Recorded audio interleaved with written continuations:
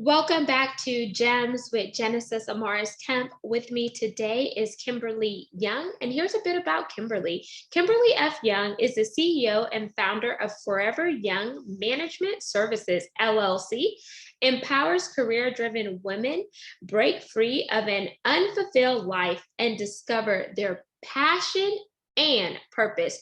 Overcoming abuse, teen pregnancy, and homelessness, Kimberly went on a journey of self discovery and uncovered her passion for helping others and seeing them succeed in their own life. She uses her course method to teach women the various ways to unleash their highest level of potential and talents.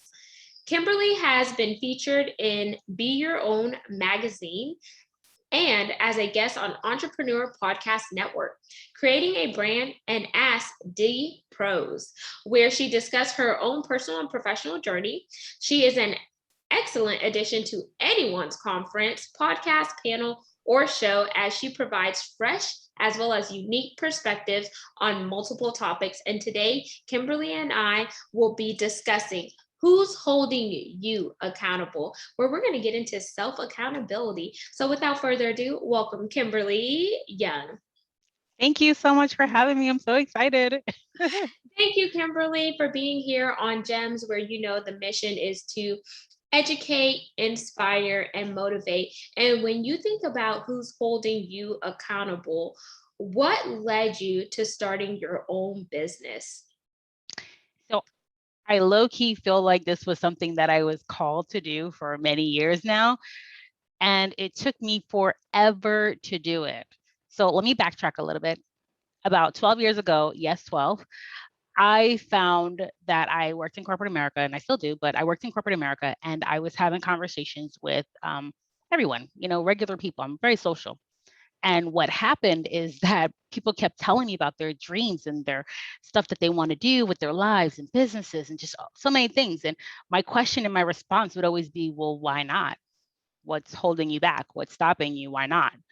And people would say, well, because I don't have the time, or I don't have this, or I don't have the capital, and just, almost every excuse under the book, right? And so I started to do the research, create a program, or create like a path for them, and then bring it back to work the next day. And they'd be like, "Oh, you did all this? Yeah, why not? I mean, I'm showing you it's simple to do." Sometimes we think that it's a lot harder to get things done, and it's really not. Just, step by step. And so I basically would just start working with men and women, particularly women, and guiding them, telling them, hey, this is your passion. This is what your dream is. Why don't we go for it? Why, before you rule it out and say it's not feasible, it's not possible, let's go for it. And that's how I basically started becoming their accountability partner in a sense. And it kind of turned into a business in the process. Nice. So when you started out doing it, were you just doing it because you were really passionate about helping others? And did you monetize it in the beginning? No, I didn't monetize it. And quite frankly, I probably should have, but I didn't monetize it. It's almost like, well, how do you charge these coworkers when they weren't making a lot, right? I kind of knew the tea as far as who was making what. So it's like, I didn't. And then I kind of felt like it's your dream. Just put Yes. that into perspective. It's your dream. Why wouldn't you go after it? Why wouldn't you? If you had somebody in your corner backing you, telling you, yes, you could do it, pushing you, encouraging you, helping you overcome obstacles, why wouldn't you? So between both of those, it was definitely a big thing for me. And I like that you said that because I could resonate with that because in the beginning I was giving away my coaching services for free. And then someone told me about the free to fee method. It was this Mm. wise guy who's now a part of my network. And he's like, you've given away your dues of things for free. Now you have to add on your fee because people are going to respect and value what you have to offer more when they pay for it. And the fact that you said you were working with people on telling them it's your dream. You were holding them accountable, but sometimes people, they know what their dreams are, but they have to go through the process of deprogramming and reprogramming their software. And their software is their mindset. Right. Because if you don't have the right mindset, then you're not going to be able to turn your dreams into realities, because you have different malware that's being loaded on your software that is causing your software not to function at the optimal speed and level it should. That is correct. And that's literally what I started to find in the process of working with so many different people. Even till today, I still run into that issue where they would say, I don't have it, or I can't, or this or that. And they would really come up with, 50 million excuses after I practically showed, hey, this can be done. This is very feasible, right? And so, yeah, to your point, that's exactly what I would run into. And I started to figure out, that's when I really started to dive into mindset as far as, well, what makes me different from them? And why do I feel like I can go after my dreams and why they don't feel like that? And that's how I started to get into mindset and figure out, oh, now everybody's built the same. And, the software, the hardware, it's like, oh, I get it now. And when you personally think about your self accountability, what are some things that you have implemented to keep yourself accountable? Because sometimes we, as multifaceted and multidimensional women, we get so busy pouring out into every and anybody that we forget to pour into ourselves and ignite our own dreams to tap into our own purpose. Yeah, man, that was really good because that's literally the story of my life. So I think for me, there are a couple things that I do. I will go ahead and I visualize a lot. I meditate a lot. I think about the things I want to do and the things that excite me. And I remember a few months ago, Steve Harvey posted this video on YouTube about creating a 300 list of things that you want and just to envision it. And he was right. By the time you get to like 75, you're like, well, I don't know what else to really envision. But I got a good portion of the way and I flip through that quite often. I do this visualization meditation. Well, first of all, I meditate every day, right? At least 5 minutes a day. It's can be challenging, right? Busy, but I meditate at least five minutes a day. But visualizing, that's something I do at least 3 times a week.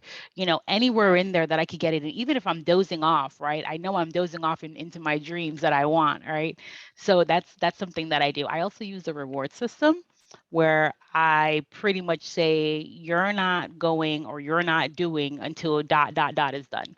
And I also balance my schedule to make sure I'm not overwhelmed with things. I like that. And I want to dive a little bit deeper into the visualization piece, because whenever you see things, one thing that helps me is one of the statements that says, write the vision and make it plain. And for Plain. yeah, and so for those of you who are either religious or spiritual, that is Habakkuk 2 and 2. And for those of you who are not, just envision that you're working on a vision board or having your mind mapping session so you can put some context around where we're going with this. And whenever you visualize something, what are you doing during that practice? Well, first of all, I'm away from my kids. First of all, let's start with that. I like to do it very first thing in the morning. I'm an early riser. And so by the time I'm done working out, I get back, I shower, I sit down to meditate and do that visualization.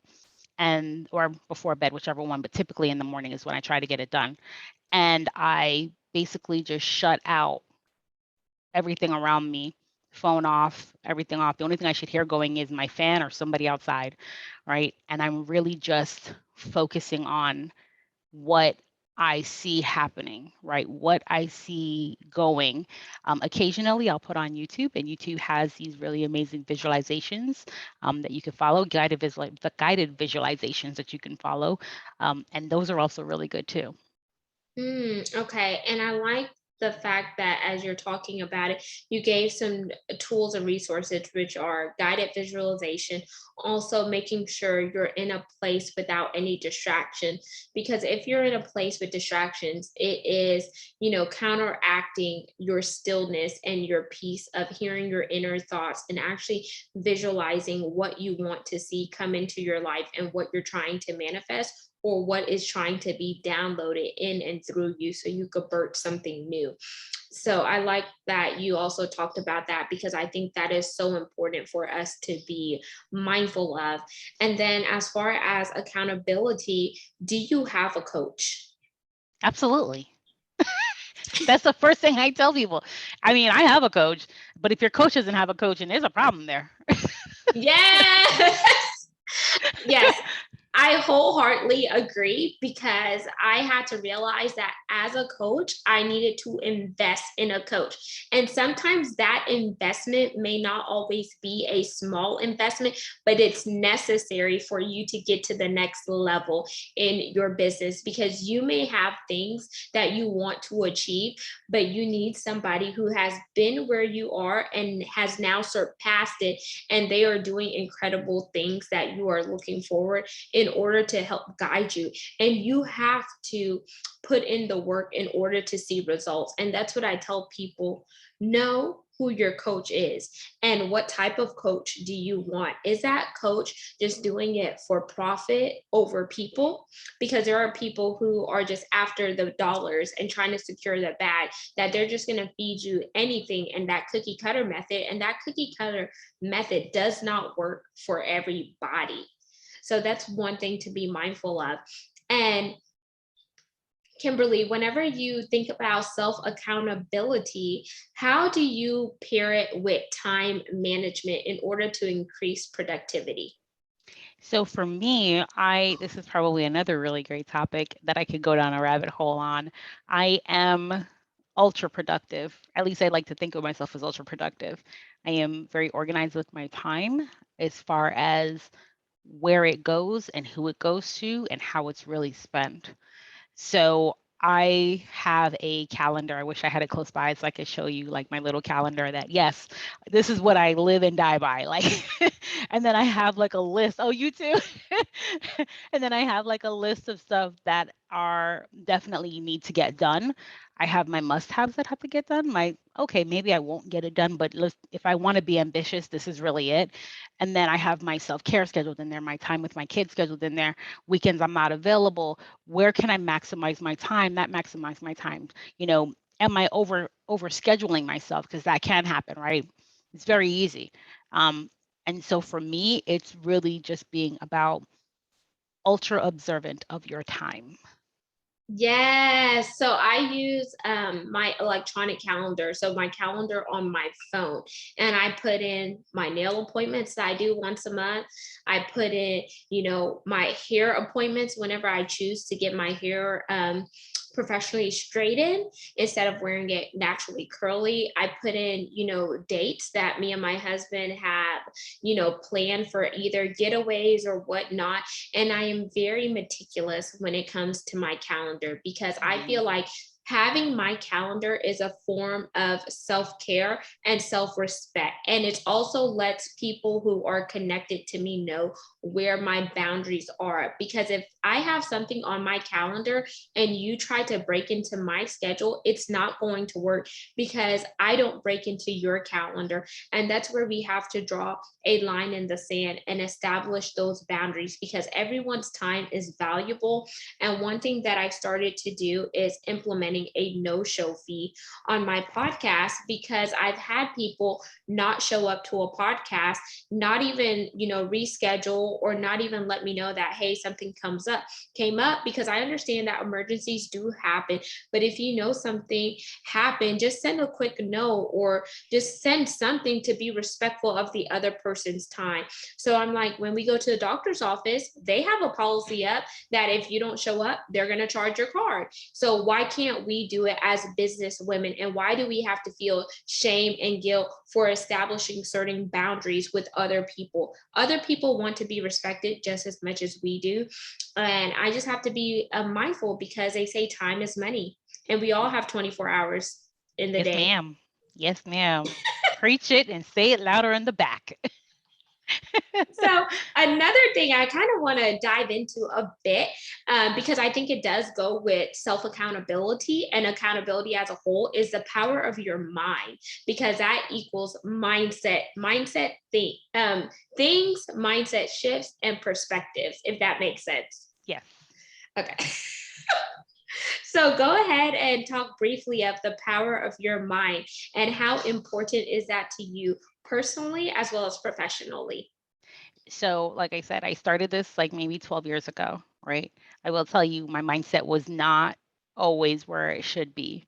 I think I believed that I could do what I wanted to do, what I set out to do, but I kept telling myself lies, right? Different things that I would go ahead and implement, or tell myself, and that would slow me down like drastically. And I will tell you, even before this business, I had two businesses before this. So mindset played a huge part in those two businesses, and why I don't have them, why I have this one. So with that being said, I think professionally is a huge ordeal. If I'm not working on my mind, how can I push my client to get to the next level? How can Mm, I reassure them that you can do this, right? I have to be that strong backbone for them in a sense to go ahead and to get them there. It's a matter of, not only making sure that I work on my mind, but giving them the tools to work on their mindset as well, because I can only do so much. And so I found that professionally, it ties into personally, and they pretty much intertwine, because around the time that I started really getting heavy into personal development, it was really for my business life. And I found that it also works in my personal life as well. And this is how I ended up getting so self-disciplined with time and, accountability and holding people accountable and just doing just so many different things that I found it tying into. And that's a huge thing. So discipline is a really huge thing for me, because I found that personal development very much does that. And of course, plays on your mindset, right? It all ties in together. It's like one great big circle. yes, yes, it is because it's like in life, everything connects if you think about it. And knowing what type of seeds that you're planting is eventually going to reap that abundant harvest. And if you are not sowing the right seeds, then don't expect for you to get a fruitful harvest and get that yummy crop. And one thing that we have to do is not only focus on the self care part, but we also have to lead by example because people will tell whenever something in you is not right and there is Mm. some form of off balance. So, in order for us to maintain an equilibrium, we also have to take our own advice and lead by example, change our vantage point, get a new perspective, and begin to shift. And as we begin to shift, we begin to elevate and we also begin to leave those imprints that are driving an impact. And that impact is allowing us to be the world changers we desire to be, in my opinion. And it's so empowering whenever other people from the outside looking in can see that, but it's also empowering us when we internally can see that manifested externally and we start to see how everything is coming together to really create those synergies. Right. You're And I 1000%. Oh, yep. Go ahead. no, go ahead. And one thing that a book that I read was a book by Joyce Myers called The Battlefield of the Mind. Mhm. And it was so powerful because whenever you think about it, you're like, our mind can be a battlefield with the thoughts that we allow in, negative versus positive, good versus bad, pessimistic versus optimistic, light versus darkness, and so many things. And then we also have to ask, what are we allowing in our ear gates? Who are we allowing to speak to us and in us? If that makes sense. And then also, what are we seeing? Are we connected with people that are not conducive with our personal or professional growth? Who's in our inner circle? And where are we allocating the majority of our time? Because that also weighs in on the power of your mind, in my opinion. No lies being told. Literally, no lies being told. I am a huge advocate for who you surround yourself with. That's like such a big thing. And what's going into your ears. I always tell my girls, like, you have to pay attention to what's going in your ears. Don't just think that, whatever you're listening to or whatever you're watching is it. No, you need to make sure that you're putting good things into your mind, because it trickles out later on and it shows up later on in your day. So I always try to get them to, listen to something productive first thing in the morning. It's kind of hard. For me, it's the Bible, right? Get them to do their devotion, do their Bible, spend like an hour with God. It's hard. I will tell you that. But but I work with them to go ahead and to get that done because I just think that's super important. And more importantly, is their friends. Who are they around, right? That's like a huge ordeal. This is stuff that I didn't really grow up with. I didn't really know. And so I'm just trying to make sure I impart that wisdom, onto my kids and onto anybody else that'll actually listen to this. So you are 1,000% correct. And I guess another thing too that I would add in is your upbringing from your family, because I am South American and Caribbean. And when I was growing up, my mother did not allow me to go to sleepovers, and she did not allow certain people to come over to our house or me to go over to some of my so-called friends' house, because she didn't know how their parents were. She hasn't really met their parents. She doesn't know what goes on in their household and etc. And, when I was growing up, I didn't really understand it because I'm first generation American. And I'm like, I just want to go to my friend's house. I just want to play. I just want to do certain things. But now that I'm older, I could actually see it, because there are so many things that happen that are done behind closed doors that don't get to surface until something bad were to happen. And I was like, oh, wow, I'm not a mother, but I have nieces and nephews. And I was like, oh my gosh, you really have to be mindful of who your kids are hanging out with, because sometimes they only show you what they want you to see, Oh but yeah. they never show the other things. And then another thing that I've had to learn is the type of music, like you mentioned, that I listen to, because I love some good R&B or hip hop, but thank God I found CHH, which is Christian hip hop. And the lyrics, Yeah. like they have the beat, the lyrics, it's like fire. I'm getting pumped. And I'm like, oh, I'm doing it for Jesus, y'all. And it took me a while, because I was like, wait, as I began to be more intentional on what I was allowing in my ear gate, I'm like, okay, this is not really conducive to the wavelength that I'm trying to move at. This is not really conducive to my morals, my values, and my characteristics anymore. Because as you begin to grow, you begin to mature mentally, physically, and emotionally. And as you begin to, come out of your cocoon in a sense and spread your wings and fly like an elegant butterfly, then you begin to know that certain things in the atmosphere is not conducive to your overall well-being. You are 1,000% correct. The music I can totally relate to because I just realized that sometimes those lyrics play and stay in your conscience and it's not healthy for you at all. At least for me, right? It's just not healthy. And so I completely agree with that. I will also tell you that as far as like even TV shows, right? You got to be super careful even with what you watch on TV. Some of these shows I will tell you, and I think they do this on purpose. They make it addictive. They do. Honest to God, they do. So you have to be super careful what you're binging on Netflix or, whatever the case may be. And I actually have a rule, right? I do watch TV, but I decided, and this is so funny, I decided maybe earlier this year, I'm no longer binging series. There's no way. I can't sit for 6 hours and binge while I'm working on something. I'm not giving what I'm doing 100%, right? So I decided that now I'm only watching movies. And if it's not a movie, I'm not watching it. Like I'm only watching a series, and the movie time is like my self-care time, right? It's like my time just to unwind. But I'm not watching series and I'm not watching anything. And I told my friend, I'm not starting any new series. You're gonna have to go on and watch Game of Thrones without me or any other show because I'm just not watching series.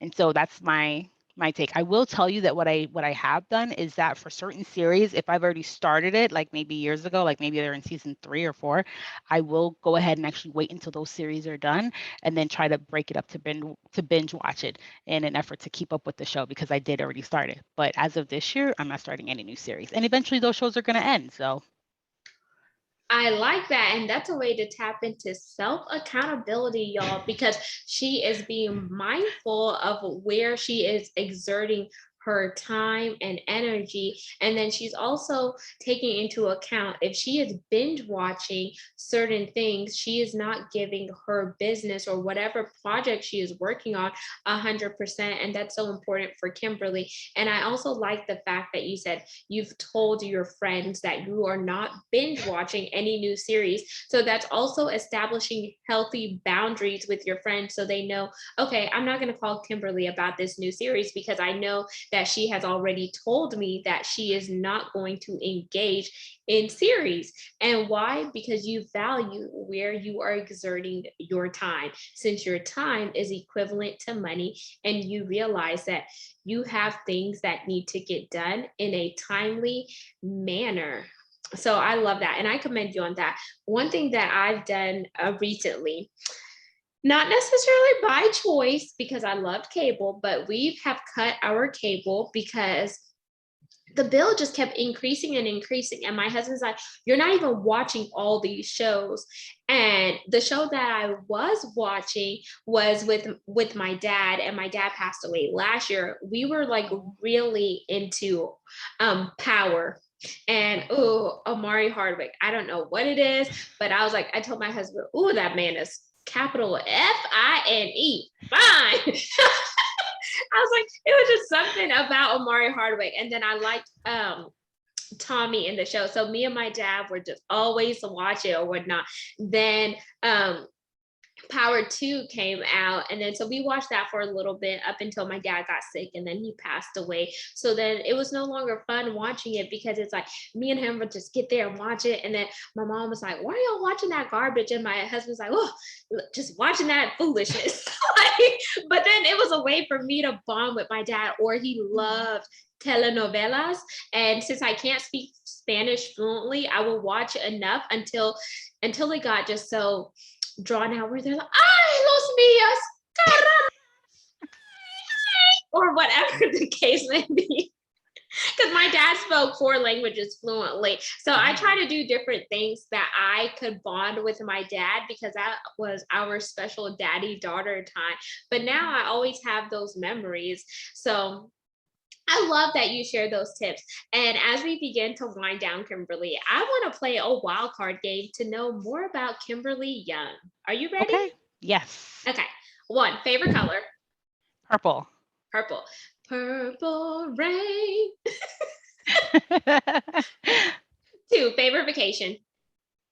Ooh, I don't have a favorite vacation because I am an avid traveler pre-corona. So I like to travel, period. So I'm going to make the best out anywhere I go. Okay. So since you don't have a favorite spot, travel recommendation based on the previous places you have been. Where did I go last? It wasn't Mexico. I went to Toronto. I believe my last trip was Toronto. Toronto. And people, Toronto, Canada. Yes. Tons of family there. I guess it was a vacation within there. Toronto. Okay, so I did Toronto, and people don't realize that there's so much to see and do there. Like, they just think, first of all, it's massive. It's like a huge city. It really is. And there's so much to see and do. It's unbelievable. Did you go for a Caravana? Of course. Well, I've been once for Caravana, right? And for everybody that doesn't know what Caravana is, it's like Carnival, right? So I've gone once for Caravana, but the last time I went, I think I just went just to go, just to visit my dad. Nice. Okay, 3. I know that you're Jamaican, so say one line in your Jamaican Creole patois. Oh, this is like the worst. What do you say? I always get that, but I never know where to even begin. And just okay, let's visualize. Just act like as if you were talking to your mother right now, and you were just having like a conversation, and you're just catching up. So first of all, in the Jamaican household, you have to say good evening, good afternoon, good morning. That's first of all. And then you go into what you have, because then they'll say, oh, you're not the manners. You couldn't say good morning or good evening or good afternoon. Translation, you don't have any manners. You could not say good evening or good morning. Continue. Then I would go into, so No, first she would say, so what you eat for breakfast? What did you eat for breakfast? And then I would tell her, oh, I had like a mango or a cup of coffee or, a tea or something like that, right? Something simple. And then she would say, so you work out today?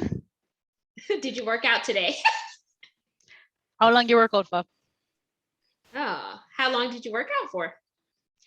And then we would talk about, what the kids are doing. What the picnic them are going, am I right?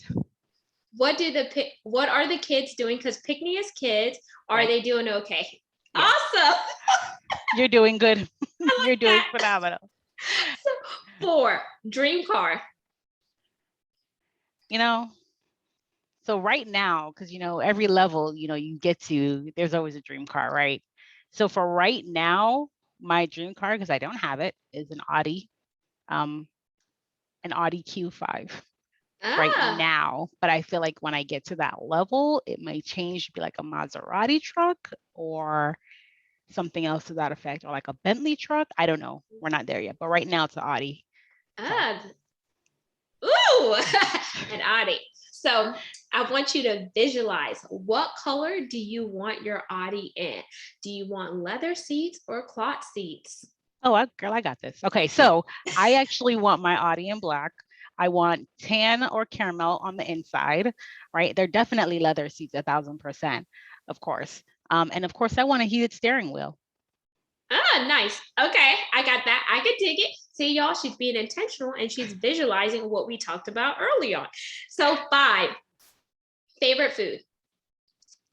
So I'm vegan and recently transitioned to raw vegan. So I make a salad called the kitchen sink because it's everything but the kitchen sink. So, so kale, purple cabbage, spinach, arugula, regular mixed salad, and then it's really colorful. Purple onions, red peppers, yellow peppers, orange peppers, sunflower seeds, not chia seeds, but hemp seeds, avocado, and a salad dressing made from avocado. Okay, so it is extra healthy, y'all, but very, very nutritious for your body because your body is your temple. And now, number 6, coffee or tea? I'm Jamaican. I'm gonna go with tea. Tea. Okay. 7, if you could have any superpower in the world, what would it be? Oh, I had one the other day. Oh, the last time I was asked this, I said that I wanted to be like Ant-Man. I wanted to be able to shrink because I wanted to be a fly on the wall in certain meetings and in certain groups and conversations that you have, right? Sometimes, and we're just regular folk, but sometimes these people that get to like the next level or like 10 levels above, they have conversations that are not like regular folk conversations. And I'm always curious, what on earth do they all talk about? So that would be one. I think the next superpower would be to fly. Fly and be able to bring my kids as I'm flying in between the millions of places and the things I do. Nice. If you won the lottery, what would be your charity of choice? March of Dimes, easily. All 3 of my girls are premature. Oh, nice. March of Dimes. I like that. And you're giving back for the cause. Okay, 9. Your name, Kimberly Young. What do you want people to remember you by? Ooh, I always say inspirational and motivational speaker, your accountability partner that pushes you to that next level and pushes you towards greatness always. Boom. And question 10, you could ask me anything that you would like to know. And then once you're done asking your question and I answer, we're going to close this segment out. Oh, question I want to know. Oh, I know, but you know what happened is because we were talking before. So like, I know, but I don't know. How long have you been married? I've been married since June 2018. Oh, okay. But y'all, I did it. backwards because I test drove the car for 3 years before I bought it. So we've been together for 6 years. So dated for 3 years and then been married the rest. Aw, you're still married. Yes, You yes, still made yes, it. yes. Still made it. Marriage is work, y'all, but I love my honey, my creme de la creme, my beau Mm. ass, my boo. um, and Kimberly, I want you to tell the listeners and viewers once again who you are, how they could connect with you on social media, and leave them with one or two gems. Absolutely. So, of course, my name is Kimberly Young. You can find me on Instagram and on LinkedIn.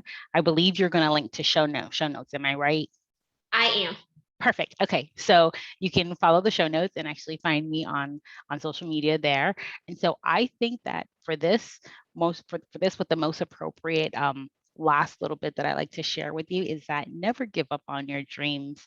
I am a firm believer in pursuing your passion and pursuing, your dreams to get to where you want to be, and never think that it's ever too late. And so if you ever feel like it's ever too late or it's not going the way you want it to go, action cures everything.